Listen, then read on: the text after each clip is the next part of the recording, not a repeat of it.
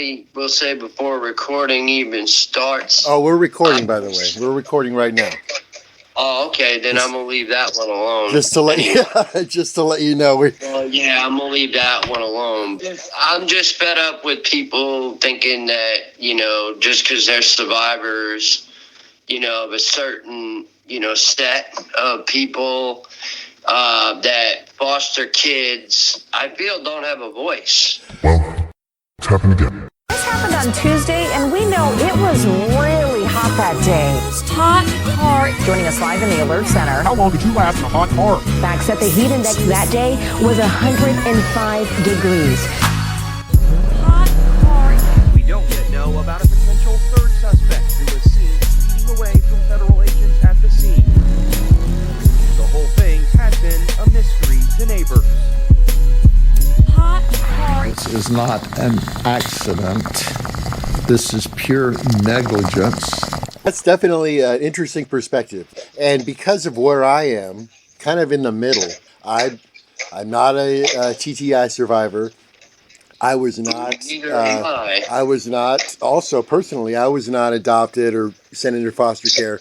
My father was, and I was involved as a teenager in a terrible cult that I got tricked into. Okay, all right. So we could do a whole nother episode on that because I understand about the Montauk Project. I grew up on the eastern end of Long Island. Okay. So I've seen some pretty weird anomalies and weird things out there on the eastern end of Long Island. Yeah, personally, I was on the other side of the country, over in a poor kid in Orange County, California, looking for a part-time job. Got a gig at kind of as a teacher's aide, PE coach at this little dinky private school. It turns out that was a front for Scientology. Mm-hmm. And then I ended up becoming. They recruited me into becoming a staff member there, as kind of and I was working kind of as a staff recruiter, for a while. Right. Oh, okay. So you were a recruiter. Okay, I get it. Kind of like folks off the street kind of stuff. It was pretty interesting. It actually served me. It served me well later. Those kinds of skills, and I'm just grateful I wasn't I'm grateful that I didn't actually cause harm to somebody, Well, I actually stopped talking to a gentleman because he was worked alongside L. Ron Hubbard. Wow. And also, I was born in Largo, Florida, and my father was raised in the Clearwater area. And when I was a baby, they actually came in, the military and all, and took over Clearwater. Right. And they were trying to, get my father's attention. And I was a baby at the time, maybe 1 year old. Sure. Now I'm 53 now, and I got involved with those guys for a couple of years in my late teens. I was 19 to 21 years old, and they still, for years, have followed me, tracked me, figured out where I was with methods that I have no clue how they would do that, but very interesting. I think what they want to do with me is actually take me out to. They have a big compound in California in a place out in the desert near Hemet called San Jacinto. It's this big fenced complex, and you always know you're in danger when you look at the fencing and you see that there's barbed wire on both sides. Right? Exactly. Yeah, right. Think about that. Wait a second. You don't want people coming in or out. That's an issue. And the trouble with it, the trouble that kind of goes along with at least the elements of the independent fundamentalist Baptist movement and organizations is that as long as there's an umbrella of church or religion kind of covering it, you can get away with just about anything. And they're horrible, man. Wow. And no, they need to be put in jail. Is Right. what they need. Yeah. And another thing, with foster care, I try not to really get too deep into like what really happened to me and all the trauma, Sure. because I hear a lot of that, right? It's a lot of horror stories, sure. And what good does it do, really? I don't know. It can be cathartic for some people to express that kind of stuff. Absolutely. It can be helpful to other people to hear it. But if it's not, if recounting that stuff over and over again, I think it becomes a saga. It becomes a saga. So, like, what my goal is to minister eventually, because of my own experiences, and we'll get into my experiences, some of them. I'm not going to get into all of them, but they can wait for the book. They can wait for the book. I honestly, I've been thinking about that, writing a book. I do have a friend that wants to do an actual documentary. Right. But like you with the Scientology thing is, I have had threats. Uh-huh. I actually contacted somebody in the KCMO news when there was something going on, and me and this gentleman had a falling out, but he runs Justice for Kids. Okay. So that's the other thing. We need to just learn how to let go of stuff, like for real. I am the type of person, you could scream at me, call me whatever you want to call me, names, whatever. But when you start trying to be staff towards me and tell me, I think you need this, I think you need that. No. Those are three fingers pointing back at you through the mirror. Uh-huh. That's what's going on right there. Yeah. You're not digging into your own soul and searching your own, and this is always the thing I hear too is you trauma dump, you do this, trauma dumping, what do you mean? And then I'm told by somebody, right, that I cannot DM survivors, even if they friend me. Literally. Well, somebody had to tell you that. Like some individual had to tell you that. Right? Yeah, they can tell me that, but the thing about it is if someone tells anybody that on their own, sure.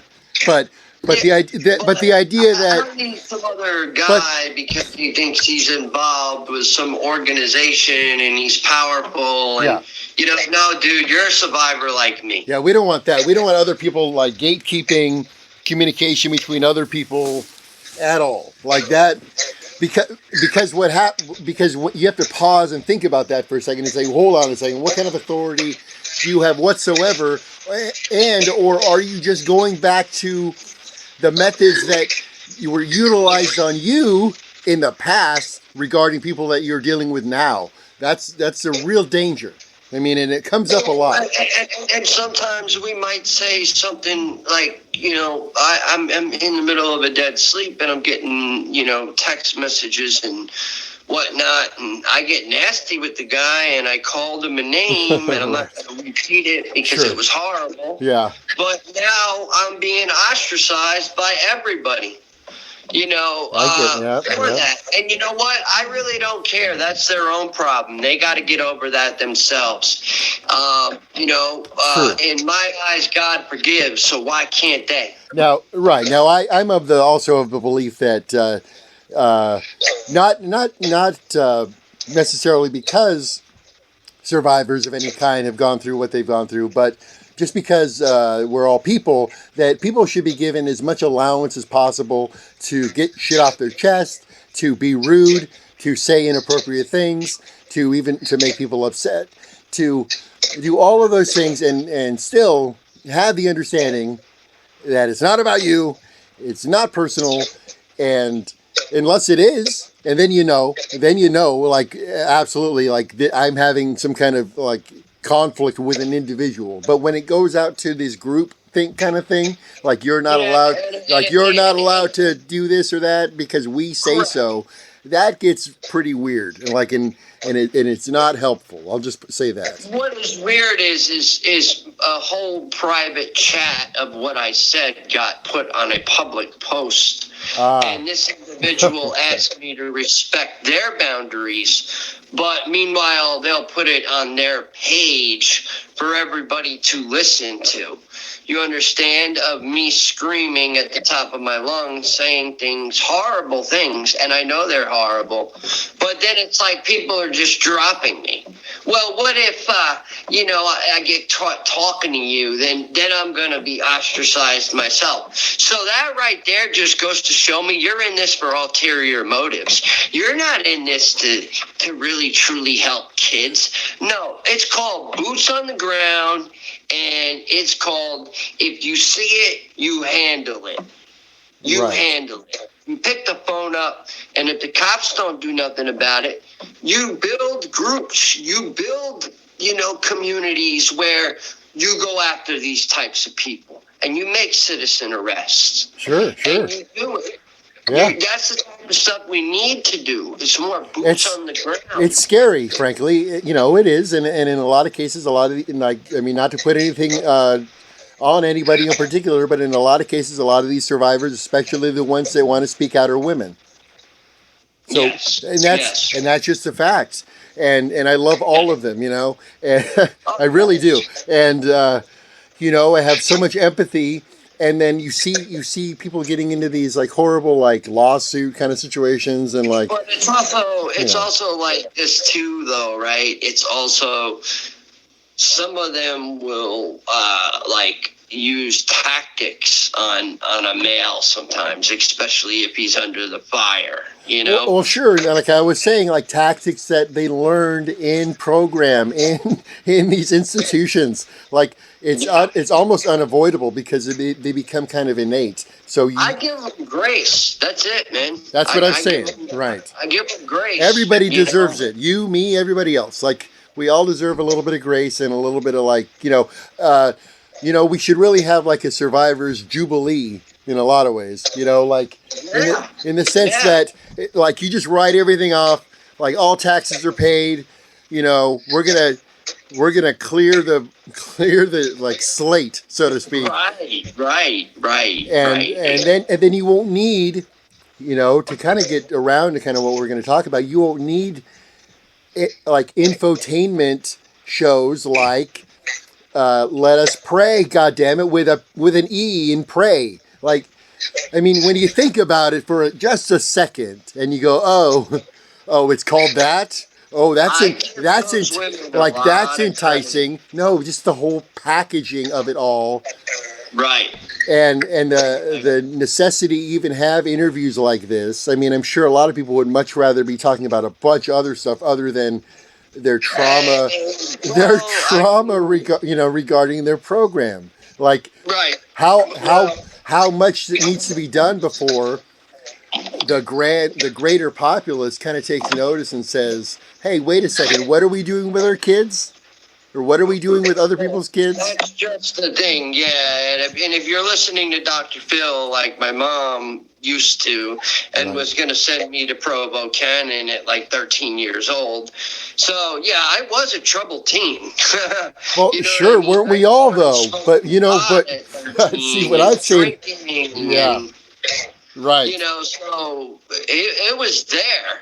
The foster care thing happened. Now we'll get into that. Sure. So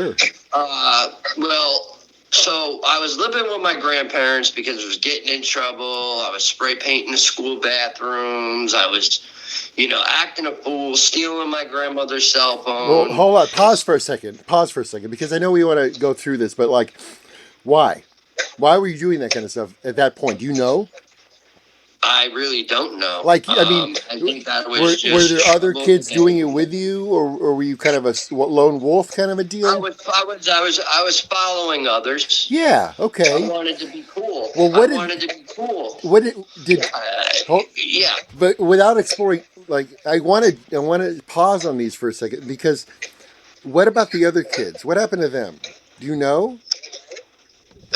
This was in New York. Yeah, but you don't even know, right? Like you're just not aware, because the people like come and go, and friends come and go, and things happen. You're not necessarily aware of what happened to the kids. I have a lot of friends that are dead. I have a lot of friends that are dead. Yeah. Overdoses, also suicide. Right. Engaging in the same kinds of activities that you were involved in, right? Basically. Some of them got highly addicted to opioids. But you were headed that direction, so to speak, in a lot of ways, yeah? That's what I'm trying to get at. I ended up spending 5 years in prison later on in my life. Oh, okay. And it's statistically proven in the foster care system that a good, I don't know the exact percentage, but a good amount of foster kids that come out and they age out or they get out, they tend to rebel a lot. Like, sure. Not to say I didn't rebel in these programs and tell them where to go. I mean, you heard me in the clip what I said to Mike. Right. So early on, but early on when you were kind of starting to get rambunctious and stuff, I mean, there was clearly not a lot of, I don't know what I guess you'd call parental guidance or guidance that you were necessarily wanted to follow in school or elsewhere, right? I mean, it was just kind of like I wanted to put my headphones on and nobody else was really giving you what you needed as far as you were concerned as a kid. Well, I lived with a man that was my mom's boyfriend at the time. Yeah. Because my father had ended up moving to Missouri. And that's how I eventually ended up here. And then I went back. I got, eventually I ended up back in New York, after all the hell I went through. Right. So basically, were you just kind of ignored until you made too much noise to be ignored, kind of, in a lot of ways?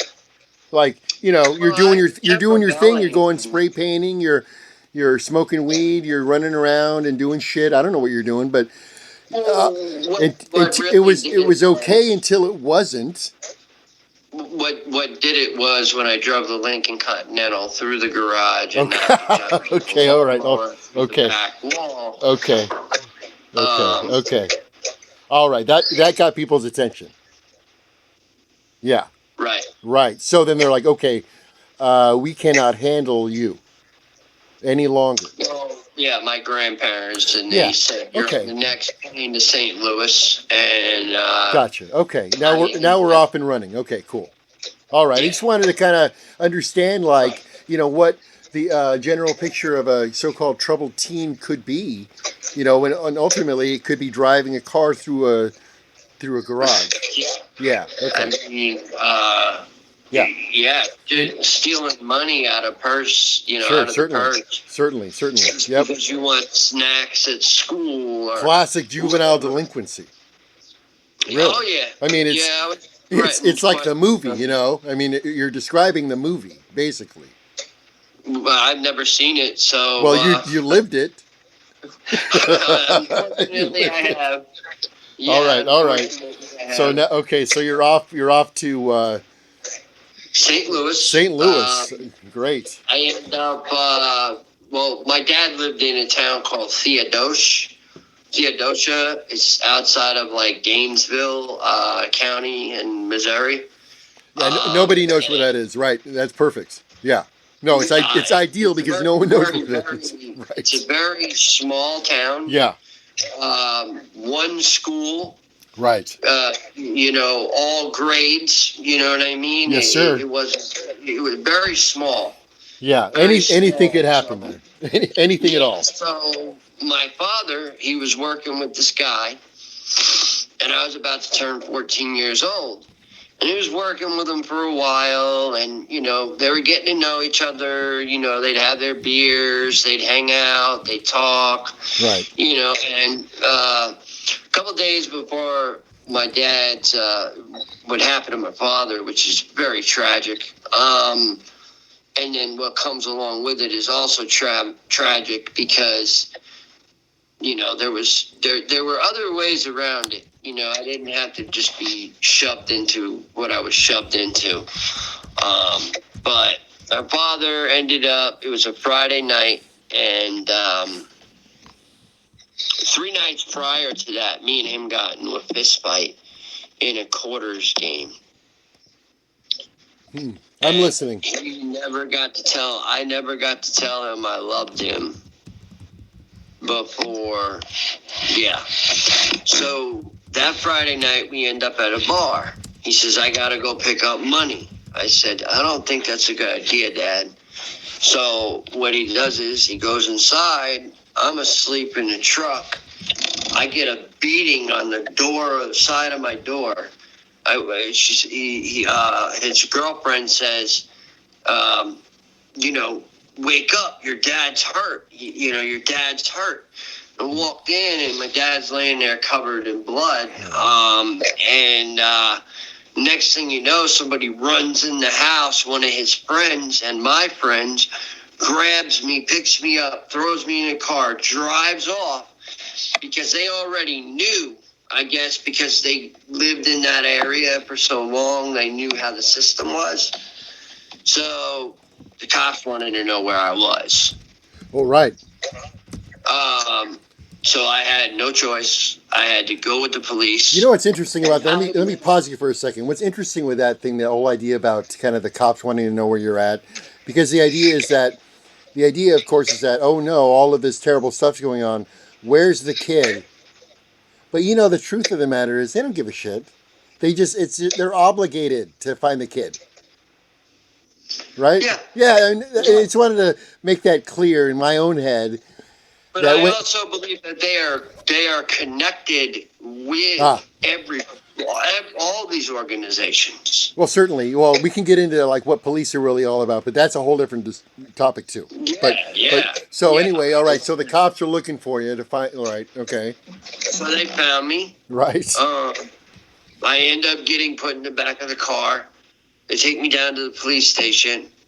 We all know how there's like a 72-hour, they got to hold you for like 72 hours, right? They can. It's so that they can make sure you're not a danger to yourself or others. That's the idea, well, right? Well, not even that. It was waiting on my family.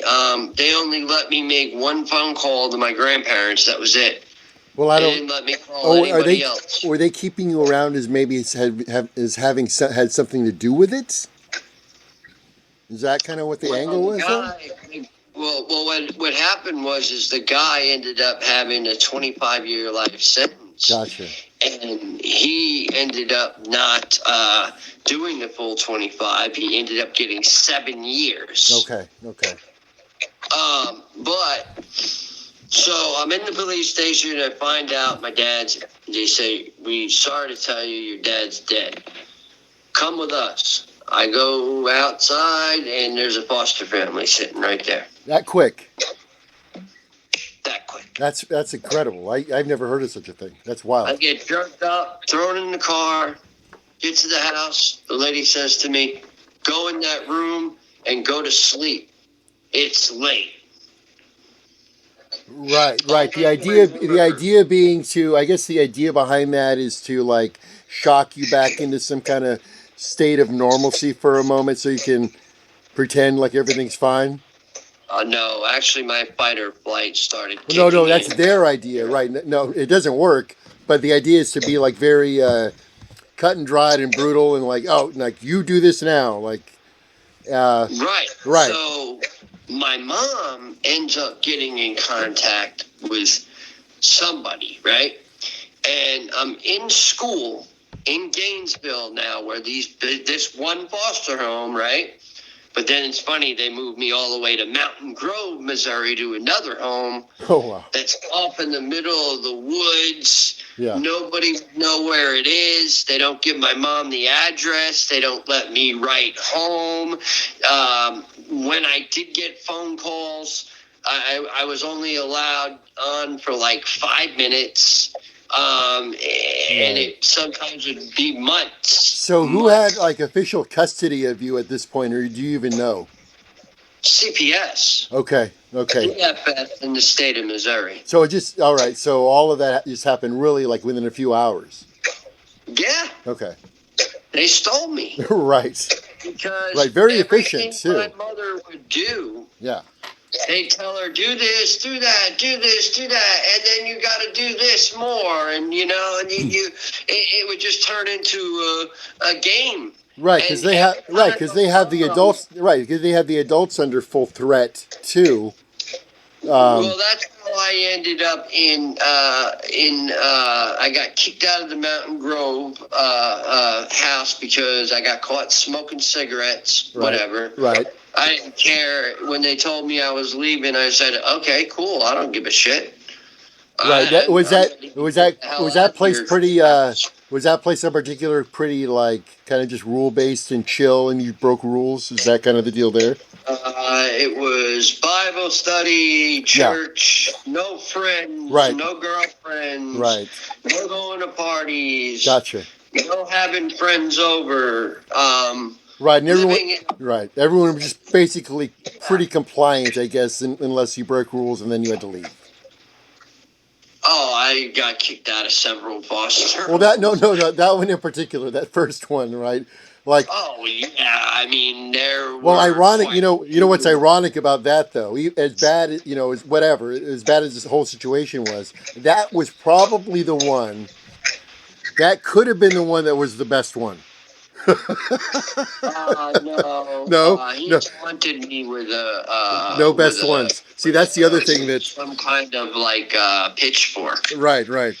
That's the other thing that we're constantly kind of like half-heartedly searching for is a good program, like a positive, like life-affirming, good place for teens to be not sent to, but to be like.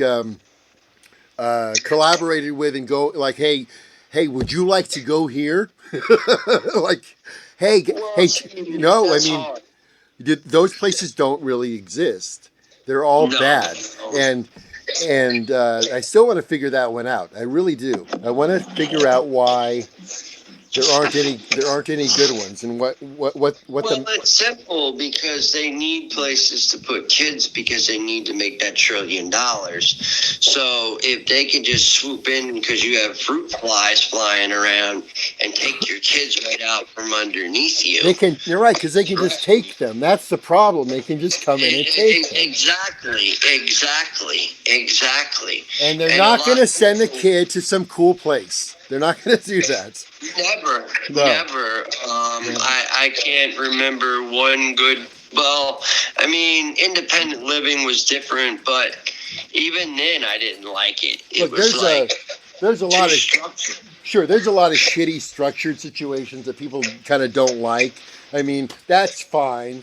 I'm not going to put a whole bunch of stock into like people complaining about that too much at those levels, like sober living, like even to some extent like teen drug treatment, like programs. Sometimes if they're targeted enough, right, and if they're like specific enough, and these people are actually know what they're doing, that level of like structure can really save people's lives. As soon as it starts getting into like dictatorship and coercion, as soon as you turn that corner, which is it's very sharp, it just happens sometimes. Then you start getting into like all this kind of manipulative bullshit harm things that that start coming on. But there is I just cannot figure out these aspects of human nature. It baffles me constantly. Like, why in the world are these people acting like this? Like, seriously, what the fuck is going on? So, getting back to my story. Yes, sir. And I want to definitely get it out there. Yeah. So, from that home, I ended up, and people are like, caseworkers don't make no money. They're treated just like kids. Bull crap. Bill Clinton signed something. Adoptions in every state get a bonus check. Oh, yeah. Nancy Schaefer spoke about it. Where is Nancy Schaefer today? No longer here. Where's her husband? No longer here. Why? Because she exposed the evilness of what the CPS system is capable of doing. We're gonna have to, we're gonna have to talk about who that is, because I don't know who that is, and probably most people don't know who the Schaefers are. Well, she was a senator of Georgia, and when a couple of years ago, she basically she didn't make the election, right? And that's when she splurged everything. I'll send you the video. Okay. You can even look on my page. Sure, we can include a link to that stuff in the description. Sure. Okay. Well, a lot of people know who she is. Yeah. And she spoke out, and she did the right thing. She did the right thing. She said, "We are their job security." Right. That's true. So these rich kids that want to go around and say, "Oh, well, foster kids this, and they're not TTIs." Well, we keep your facility running because quite a few of us get Social Security checks, because quite a few of us get misdiagnosed. Right. And then later on, the only reason they diagnosed us was that is so they could med us up so we wouldn't remember anything and we'd be like zombies. Sure. So we just listen to whatever they're telling us to do. That's the problem right there. Right. Pharma is a huge issue. Sure. Places like Provo Canyon, who will do like partial insurance payments and then end up costing like $10,000 to $15,000 a month. People are mortgaging their homes to ship their kids away, and it almost affects the parents more than it does the kid in that sense. Like, it just destroys the entire like basis of the family, like all of it. Like, it's a very weird situation, and especially to have that kind of divide where it's not real, it's just this perception of like, oh, you're from a different side of the tracks, so to speak. It's all a myth, It's all just like. Well, yeah, right. But like I said, I don't want to veer too far off my story. I want to stay on the story. Sure, go ahead. Because it does get deep. It does get intense. There are a lot of side avenues, though. I know it's. We've got time. We've got time. It's not easy. Some of the stuff that I'm going to tell you, I probably will go to sleep and relive it, but I'm so used to reliving things now, I know how to kind of like sway a little bit. So what? I got into this little argument with these people in the community. They just need to get over it. I said some things I shouldn't have, but people can't hold that just because one person and then everybody blocks. It's like, it's sad to me. Well, that's partially the reason we do this kind of stuff too, because this allows people's voices to kind of just surf above all that, right? It's important. So if you really want to get your voice heard, even if it's on a small growing platform like what we're doing here, it still allows you to kind of glide over the surface and like get your point across without having to have or receive all the negative feedback. You can just say what you need to say. Right. And so that's why these avenues are really important, because it allows people to fuck all the haters. Like you don't need to worry about that. I'll read the nasty comments myself and delete half of them anyway. It's all right. It's okay. I'm not even worried about them. Yeah, I never have been. I'm not here for the children and the families. Wake up, families. That's right. Wake up. That's right. I want to stop. I want to CPS will take your kids no matter what, and they'll also go to the school and pick your kids up. That's true. And then you'll get a call saying, "We got your kids in custody." Not only that, but they'll recruit them as if it's a positive thing to both your parents and you. Okay? Oh, I know about that. Yep. There's a movie called Cruel Intentions, I think. Well, I mean, they tried to do that to me when I was in high school. They sent this team of people out onto the campus for a week. They were called the All-Stars. And it was this weird cult. People are fat guys that eat bags of chips and wear a tie and call themselves a Christian. No, they're out. Now. No, families need to be very aware. Those people are absolutely out there, and they will try to take your kids from you. Not a joke. And they're just nuts. They're just nuts, some of them. The way they treat kids, the way they're taught, like, you got a 200-pound guy restraining a 110-pound girl. That used to anger me when I seen them do that. Yeah. I put up fights with these people sometimes. Like, I don't care, No, like, you have to. You have to. At those moments, you're obligated to, I think. I mean, really, there's no other choice. You cannot let that happen. Exactly. You can't. So, some people I hear, they say, okay, well, I rebelled the first year. I rebelled the whole time I was in the foster care system. Yeah, all right. Sure, but I don't want to talk down on people because they comply, because look, some people have a much higher tolerance, that's all I'm saying. That was just me. I didn't care. I knew I had family. Sure. And I knew my mother wanted me back. That's the only reason I rebelled the way I did. Right. See, and that's often different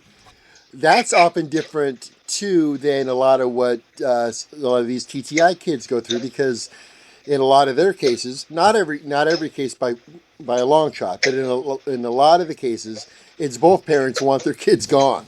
Like, they don't want them back at all. Like, they would rather not have them back at all, and often pretend that they don't even exist. There's a lot of that too. So when you see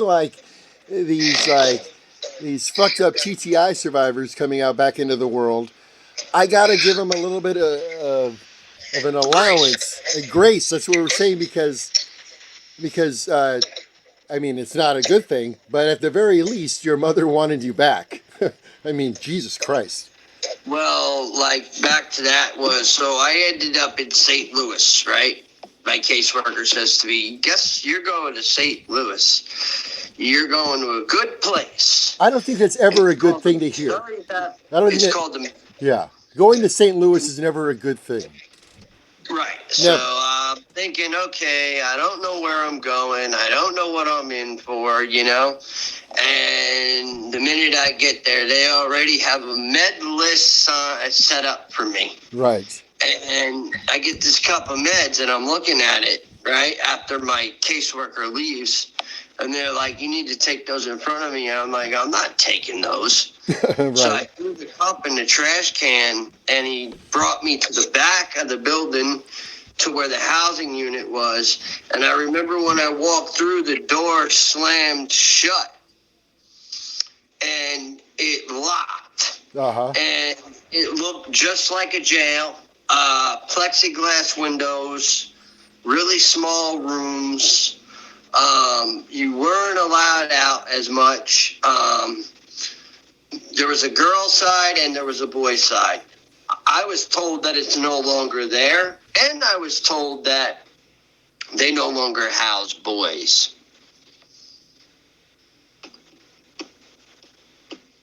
It's just all girls now.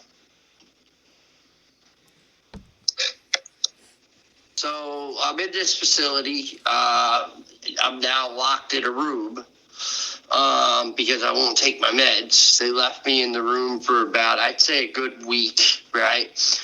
And I'm looking to see if I can get out the window, and I realize that it's plexiglass.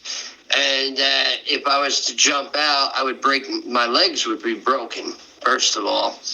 So, I never wanted to take my meds, ever wanted to take my meds, because I knew exactly what they were going to make me feel like. So we had one of these staff, Mr. James. Well, he decided one day he was going to grab me up and make me try to take my meds. So we had, sort of what they call like a quiet room. Yeah. It was a room where the door would lock and they'd leave you in there for Right. days. And they'd also give booty shots too. So of like Haldol and whatever Oh, they could. they just pop in every once in a while and give you a shot in the butt. Yep. Oh, wow. Insane. Yep. Okay. So eventually I met a girl. Her name was Destiny. I've been Perfect trying to name. track her down. Perfect name. I've been trying to track her down because I know she remembers the abuse, because we get on the outside at one point in my stay there. Yeah. And we run. We run and we run and we run and we run. And we got away, right? Now, I'm staying in her parents' house with her, and she says, if my dad catches you, you better jump out the window, all Right. that. Yeah. So, I find a way to get a bus ticket to New York. Oh, wow. So I was going to go back to New York with her. As soon as I get to the bus stop, there's police waiting. Okay. They bring me from there back to the facility. I'm locked down for like another 2 weeks. Next thing you know, I'm shipped on a bus, on a white van it was. I was taken to somewhere in the Springfield area, another Missouri Baptist children's home. Also locked rooms, Yeah. I was in there with all different types of kids where their parents sent them there, Yeah. kids where the probation department sent them there, Yeah. kids that were trying to get away with, charges and not going to jail Right. that were there, foster kids that were there, adopted kids that were getting adopted, and in this place, I thought, it's going to be okay. And no, it wasn't okay at all. Yeah. Same thing, meds, probably about twice a day. Just got to keep everyone as sedated as possible, basically. Correct. Yeah, okay. Because there's a lot of different personalities popping around, I would imagine. It's got to be pretty chaotic. So I started to feel comfortable, Yeah. and I started to, chill a little bit, whatever. The staff got nasty with me, and I cursed. Probably I said the F word about 100 times.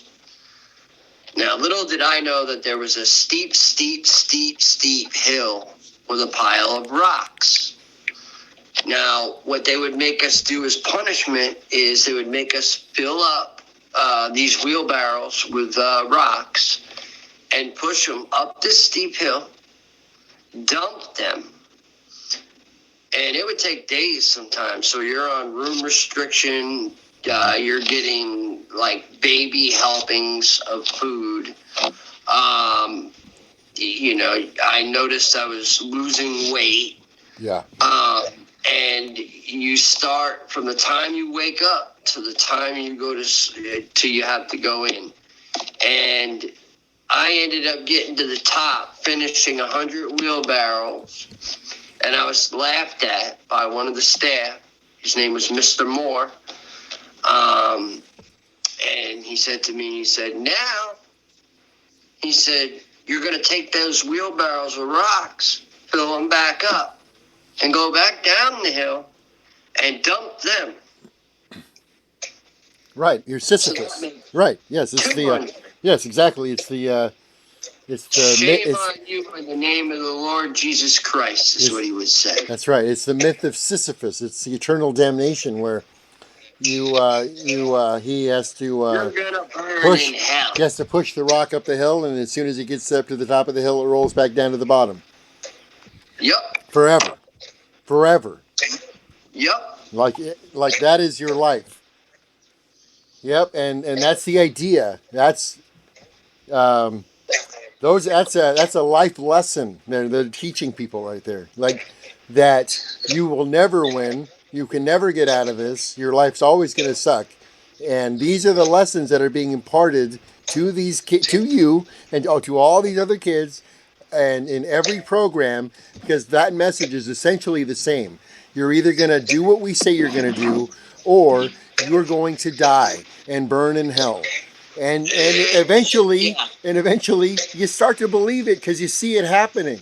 You're like, oh, Right. yeah, this is true. This is real because it's happening right in front of me.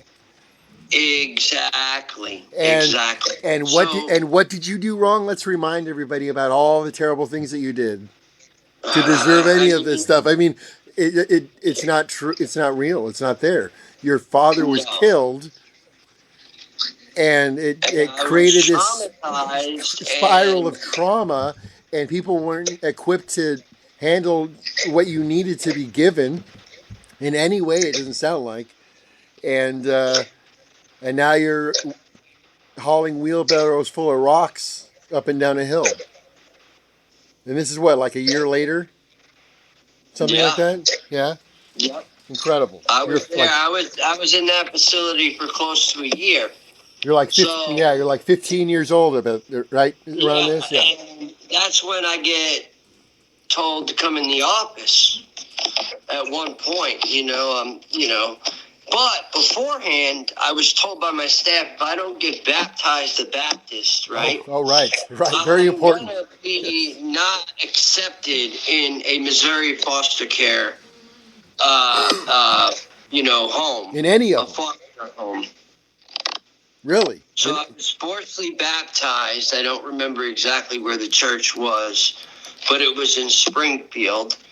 I do remember looking up very freaked out, very shocked, I don't know any of these people. Alls I know is my mother's all the way in New York, and I'm looking for that entrance, meaning I'm looking for that way out. Right. And you're in this crazy, absurd situation where you're being forcibly baptized at some weird church. Oh, it was very horrible. We were made to go see Billy Graham. Oh, wow. We were made to go see Kenneth Copeland. We were made to go to these mega churches as well. Wow.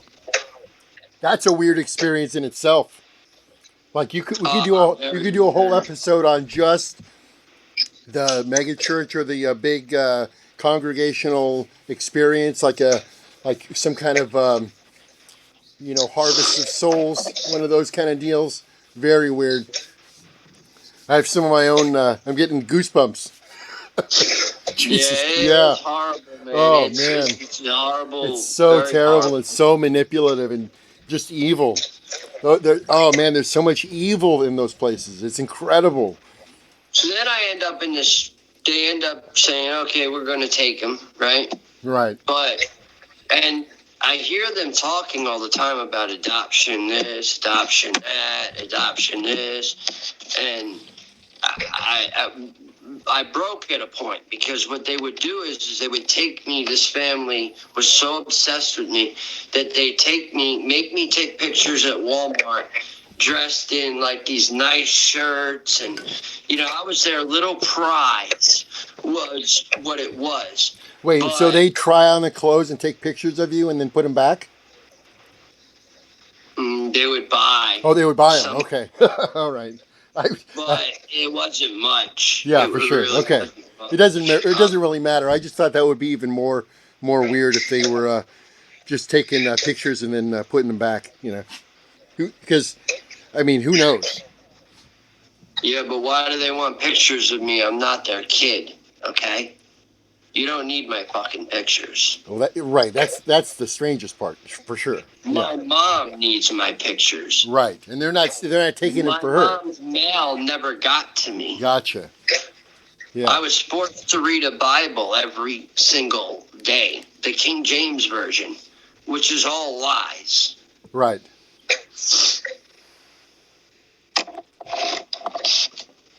My salvation was taken from me.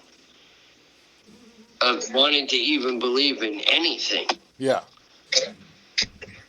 So these people, it got really bad. It got to a point where one of them physically put his hands on me a couple of different times. And, you know, one of the family members was a cop, and he always would pull his handcuffs out and threaten to lock me up. Oh, great. All the time. Yeah. That's terrible. What the fuck? Wow.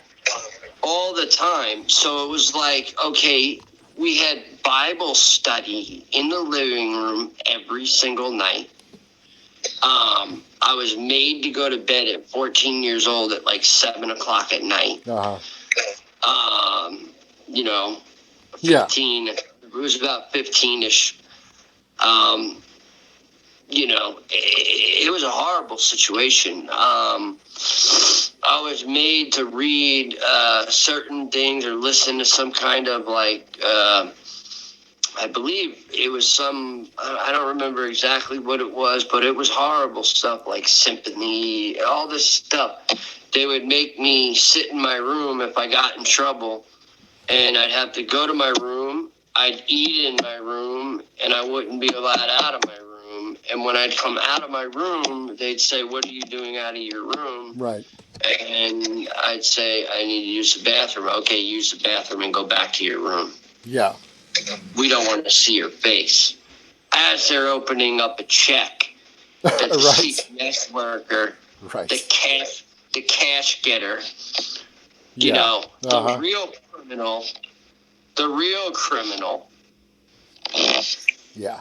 I mean, it's funny, a lot of foster parents will move to a state where, like, at this time, it only took, like, 3 months of classes or 6 months of classes. Right. And automatically can be foster parents. Right. A little anecdote of my own. I worked for a little while for a friend. His family ran, and I think probably still does, an adult foster care, where they basically leased this big mansion and have all these disabled adults move in, and they just basically take their checks and then accommodate them. That can work pretty well if everyone's on board, sure, but the mechanism is the same. Exactly. And it's even easier to manipulate when you're like the payee of some kid. Yeah. Exactly. Yeah, I get it. And then the other thing that happens is that when these particular accounts, they accumulate money, that's not really allowed. So by the state and federal governments, you're not really allowed to save these benefit monies up. So if it gets to be a certain amount, there has to be what's called a pay down or a buy down. Yes. And basically, the idea is that I used to have to take these this young man on shopping sprees every few months, and he'd buy all of the sports gear possible.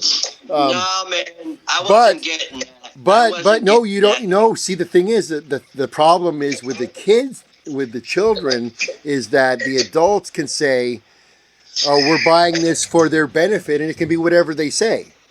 I'd get Walmart jeans, Walmart sneakers, Walmart clothes. They were also buying a lot of things for themselves with your money. Absolutely. That's what I'm saying. And they're allowed to legally. Is what I'm also saying. It's really terrible. Illegal. All they have to say is that should be illegal. It should be. Is their name Rocko Dylan Fowler? All they have to do, I know. No, it's not. But all they have to say and attest to is that it's for your benefit. That's it. And if it's for my benefit until something bad happened. I know it sucks. It's an awful loophole, and you gotta push the envelope with some of these people, and at times it was like I got to a feeling, a point in my life where I just got so numb I didn't give a shit what happened. Right, sure. You have to give up at a certain point. Right. That's what I meant by the rebel part with me was I knew that my mother was there. I knew she was coming for me. Yeah. But it seemed every time that she found out where I was shipped out. Boom. I was shipped out. So, anyways, back to this story.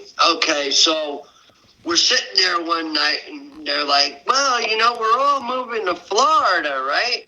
I'm like, well, wait a minute. What are you talking about, us moving to Florida? I said, my mother just completed, her last stages of the program that she needed to do. And she's supposed to be able to get me back.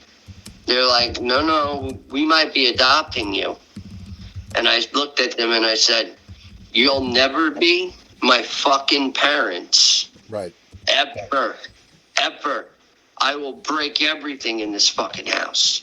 Everything. Right.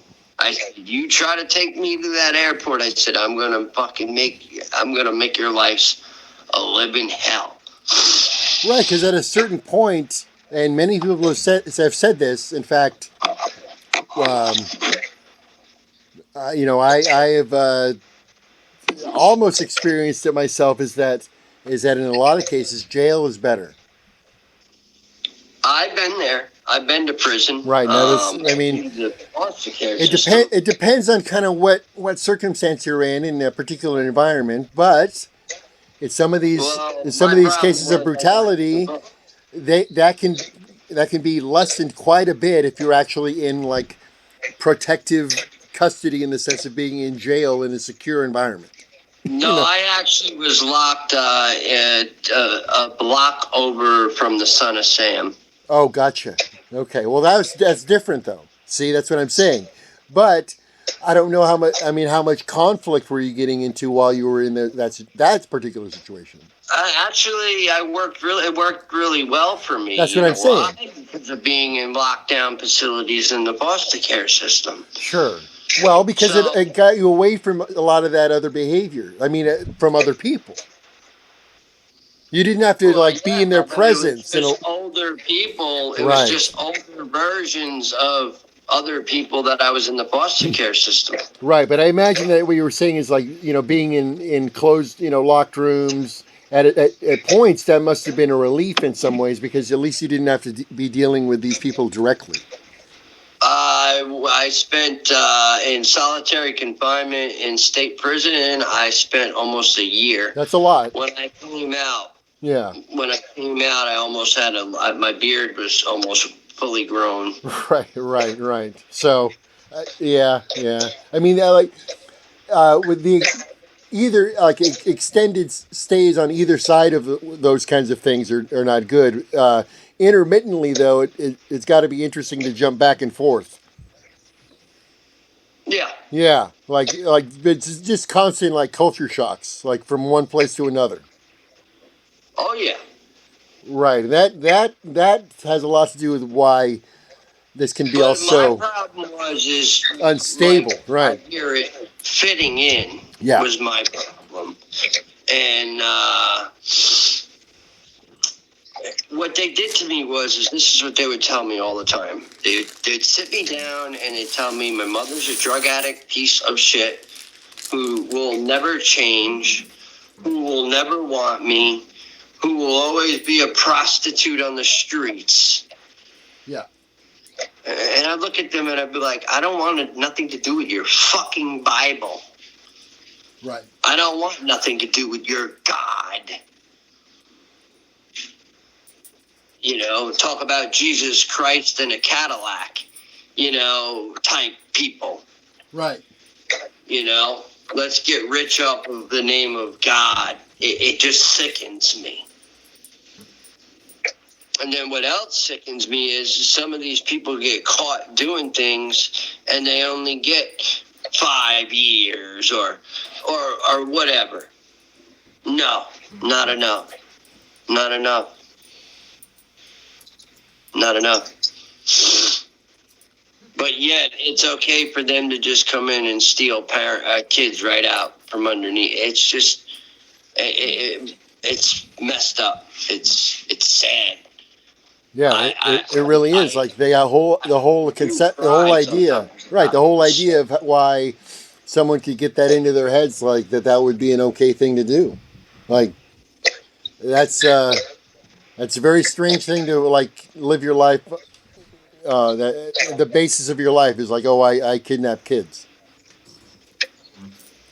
And I didn't realize this until probably about, I'd say, about close to a year or so ago.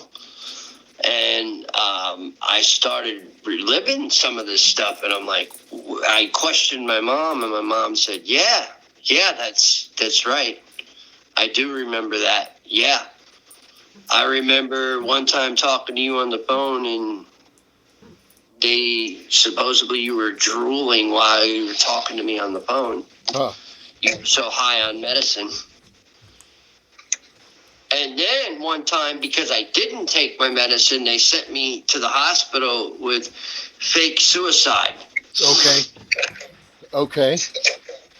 Fake suicide, huh? Oh, he's suicidal. He won't take his medication. Bullshit. No, you want to send me there because you think that's a punishment, because you know they're going to throw me in a room butt-ass naked, nothing to wear. Right. No, no light, and probably hit me in the butt with something. Yeah, that's an easy out right there. Yep. It's like, hey, we're just going to wash our hands of this for a second. Yep. Do the Thorazine shuffle. You know? That's how messed up this is. No, people don't even know. People have no idea about any of this stuff. I'm telling you, they don't have any clue. They don't know. And it's not like this isn't happening to every type of kid, every ethnicity, every nationality, age group, all of them, all the kids, yes. And it doesn't matter whether you come from money or not. It's really true. And it's always... Nancy Schaefer said it. Uh-huh. Nancy Schaefer said it perfectly. She said, they go after the weak people who don't have money, who don't have jobs, because they can't afford a good enough attorney. So therefore, now he can't afford an attorney. She can't afford an attorney. So you know what? Now we got our hands on some merchandise. Well, sure, because you know who steps in, and I've seen this in person, is the state assigns their own attorneys to the children, right? And it's they become like their complete voice, whatever this assigned attorney, whoever that might be, they are now have the authority of these children's voices, and it's and this happens at all kinds of different levels within like CPS and all of that. I mean, that's a whole other mess that. I know I have a lot of experience with kind of as a third party, interested party in Oregon with between my ex-wife and her ex-husband and their kids and the story and how her two special needs children were in the state's custody legally for almost 4 years, as the kids physically bounced back and forth between the parents, always in the legal custody of the state, until I stepped in, kind of like in the middle of this, just as their new stepdad. Oh, wow. Yeah, interesting. It was very interesting to watch because I didn't really have any say at all. And so I got to see all of these like court encounters and it was interesting. I was almost completely ignored as far as like anything that I thought or might have wanted to say. They certainly didn't want to hear from me. That surprised me in a way because I thought, wait a minute, I'm like an upstanding citizen here. I have these kids' interests at heart. I'm actually taking care of them, And no, they didn't. I was like totally ignored in the whole process until very late in the game, and then it became like, oh, we're so glad you're here. But but it was like years and years and years and years of being ignored. Go ahead. Exactly. So I was back to the story again. Yeah, sure. Because it's a good conversation we're having. We're hitting some really key points on a lot of things that a lot of people don't know about. No, right. Yeah, I think it's good to have these like little breaks between like these little episodes that you're talking about, because it provides a little bit of extra context to kind of either both what you're going through, what the normal things that happen it's in this the beginning, the end, and it's kind of like your experience, strength, and hope. What are you doing today to try your best? Right. To if you made it through, because unfortunately we all know that even in the foster care system, suicide is at a heavy rate. Yeah, it is. Yeah, it's at a heavy rate. And it's because of the brainwashing. And it doesn't necessarily just have to be IFB. Right. Oh. It could be IFM. Sure.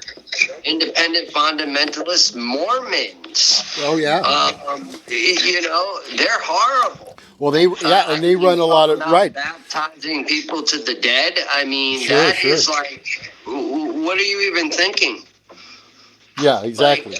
Exactly. That's a ritual. That's a ritual.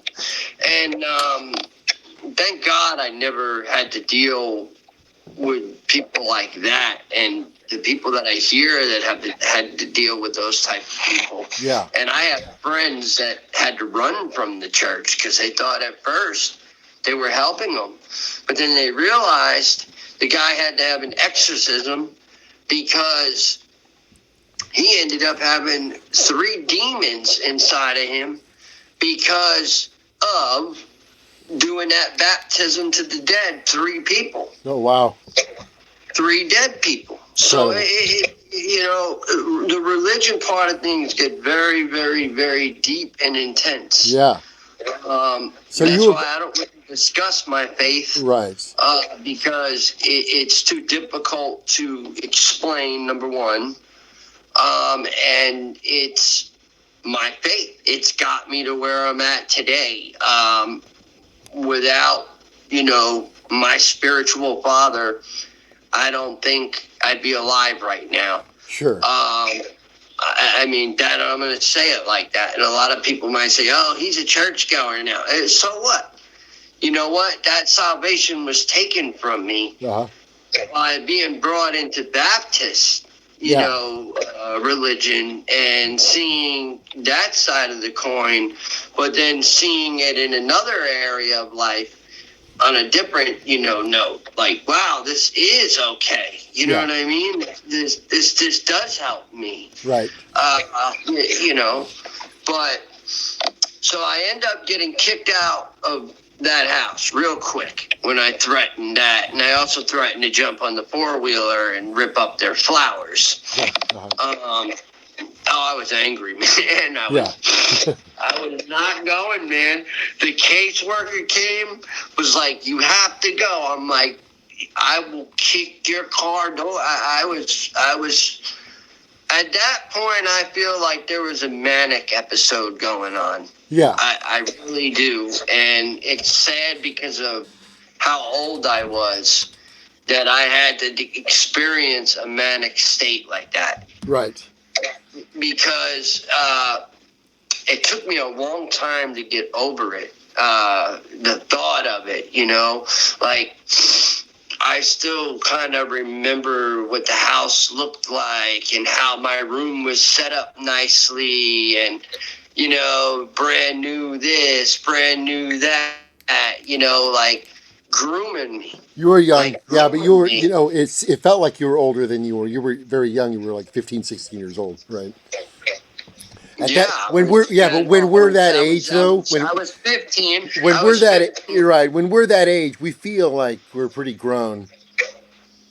And it's, I mean, no, I just didn't know. It was groomed, I said. That's no. Right. What I'm saying is, like, when you were talking about the manic part of it, were you saying that you felt that was weird because you were so young or older?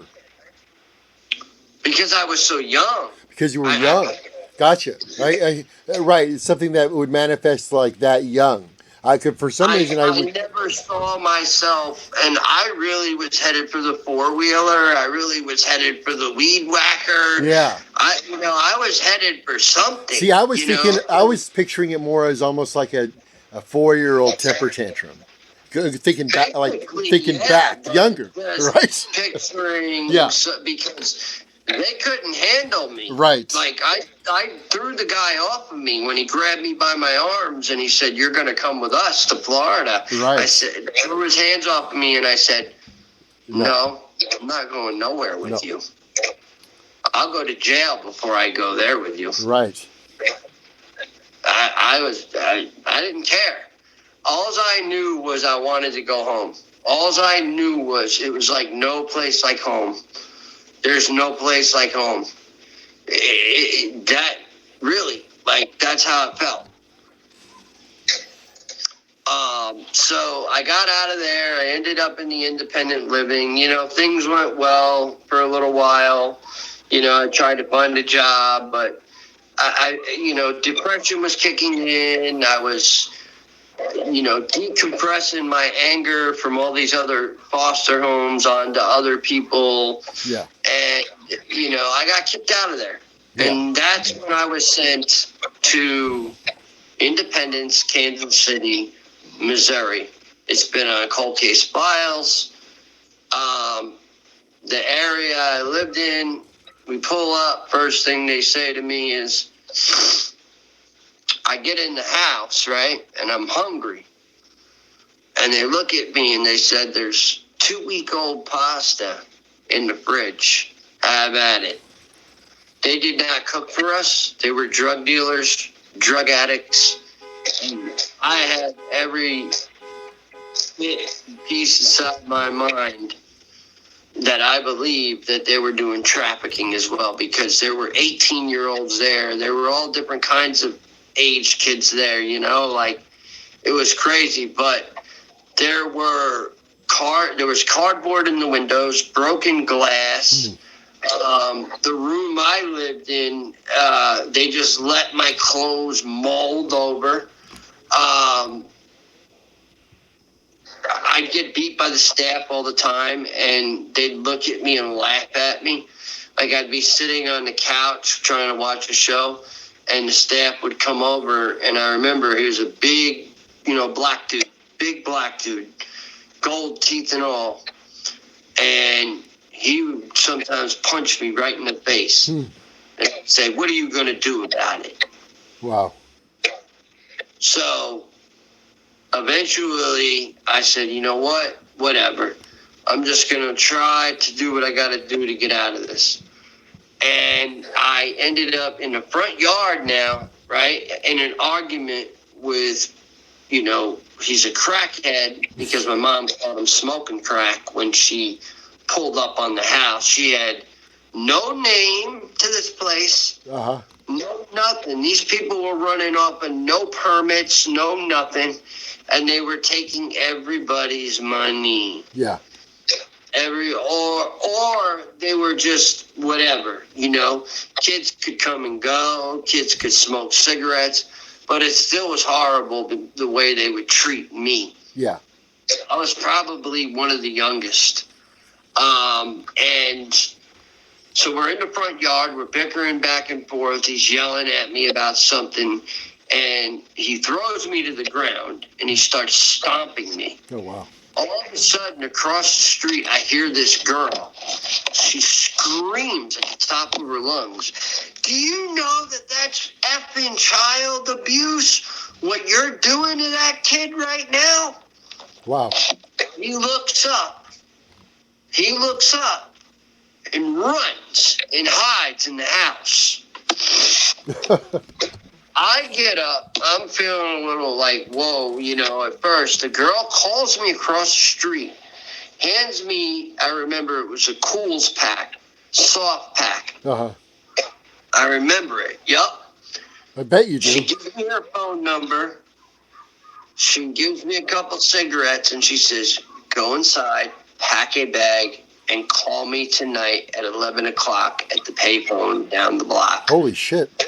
I will pick you up, and I will hide you out. And it worked out.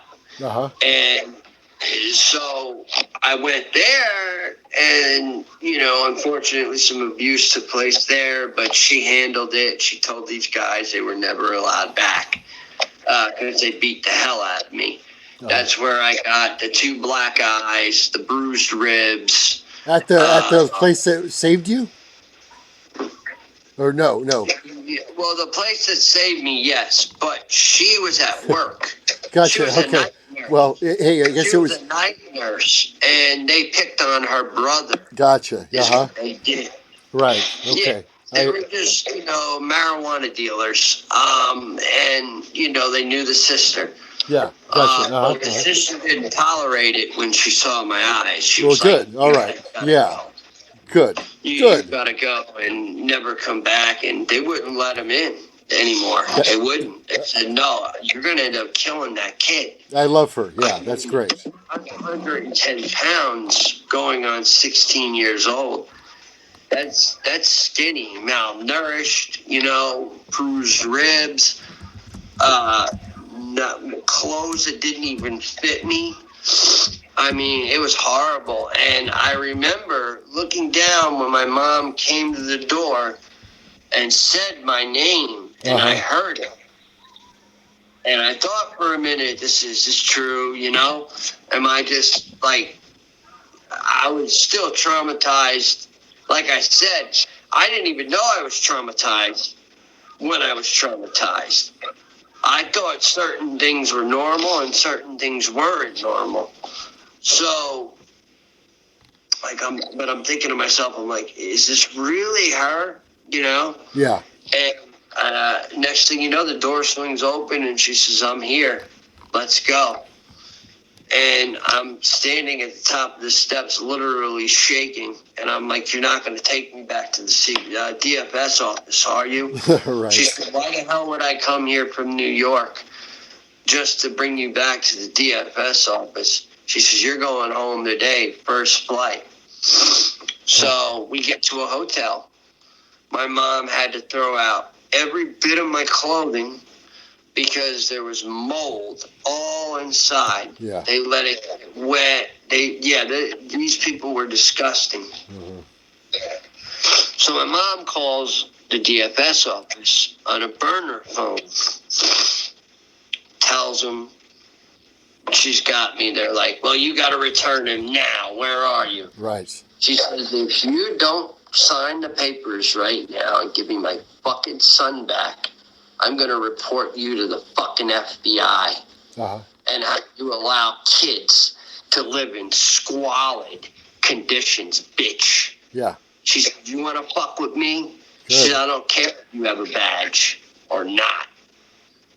Yeah. My kid is going home with me today, legally or illegally. Right. That's awesome.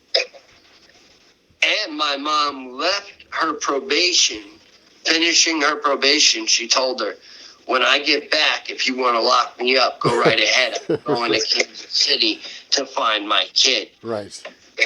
So, so I get home and, you know, after all this craziness goes on, you know, I kind of I think suppressed it. Sure. Because I met a girl and, you know, we fell in love and it was a beautiful thing. Yeah. But it didn't last Well, long. you're still very young, right? I mean, clearly, obviously, you're only, you know, so you're 16 years old. Yeah. 16. Right. Welcome to the beginning of your life. Jesus. And at 16, I got involved with the gang because I was one of those people that became a major follower. Wherever there was a party, I was at. You know, It makes a lot of sense. It makes a lot of sense. I call it habits. Sure. Alcohol. Yep. I didn't get sober for a very long time. I've had a slip in the past. I have 5 months now today. Nice. And I'll tell you what, man. It didn't help me. It didn't help me. But growing up, back with my family, it was like I was also the black sheep in a sense. Because going back to religion, when I was a baby, my family wanted me baptized a Catholic. And my mom said, no, I want him to choose his own faith. Yeah. So I was a black sheep from there. My cousins got whatever they wanted. Now, mind you, I was the first grandchild. And, everybody was happy. Oh, you're home.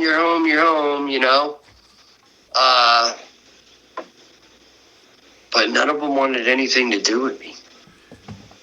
Yeah, you can't. Sometimes you can't escape that like residue of being like elsewhere or bad or it's in some conception of people's minds like, ooh, like you're like even like survivors, they don't want to say it because there's the sheen of like weirdness that goes along with it. Like, oh, you're like one of those kids.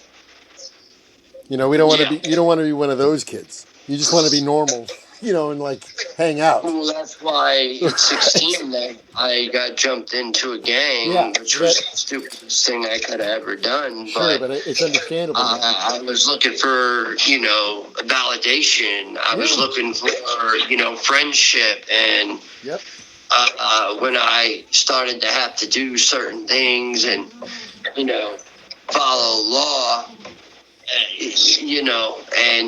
and learn things that, I had a tough time learning, but if I didn't learn it, that was it.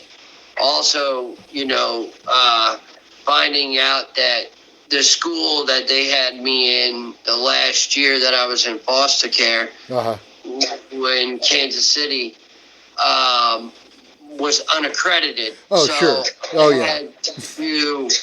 I had to literally do all the way through high school again, almost.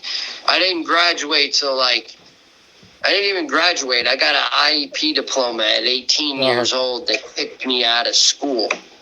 Right. They just said here. I get. They just like it's like a bunch of check boxes of they check. Like, okay, you're this old. They just check that off. Okay. Oh, I guess you pass. Yep. So there's that part, and then there's the the love-hate relationship with my mom. Oh, sure. And so her boyfriend at the time, right? Okay, I had a bunch of people over. We're hanging out, we're drinking, and he comes in and he starts yelling at me. And all of a sudden, because of the abuse before and being threatened and put in a police car before I even went into foster care, all started to shoot back into my head. Yeah. So I stood up, and my friend told him, he's not the guy he used to be. You know what I mean? Yeah. He'll hit you and not even... And I ended up, long story, I said to my mom, I said, Ma, I'm leaving. I'm going to the club up the block.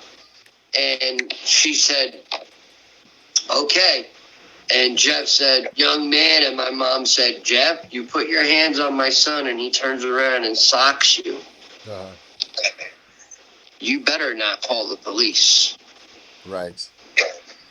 And he decides, okay, I'm going to put my hands on him. And I turned around and I hauled off and punched him right in the face, knocked him out.